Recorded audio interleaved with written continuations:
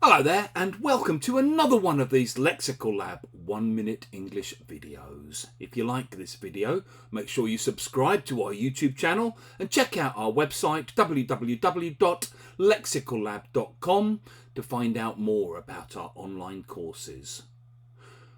My neighbours have a 1-year-old child at the moment, and I often hear him screaming through the walls late at night or early in the morning.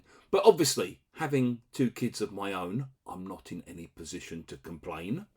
This morning I was chatting to one of my neighbours over the garden fence and asking how he was getting on, and he replied very honestly, "Yeah, more or less okay, I guess. But to be honest, what with the child and with work and with everything else, I'm basically a bit frazzled." We often use what with to introduce the reasons for a situation, particularly an unpleasant situation.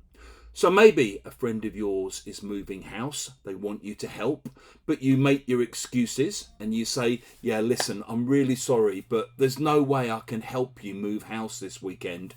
What with my bad back and everything." Maybe you're explaining how you're feeling at the moment and you say, "Oh, I'm just totally frazzled.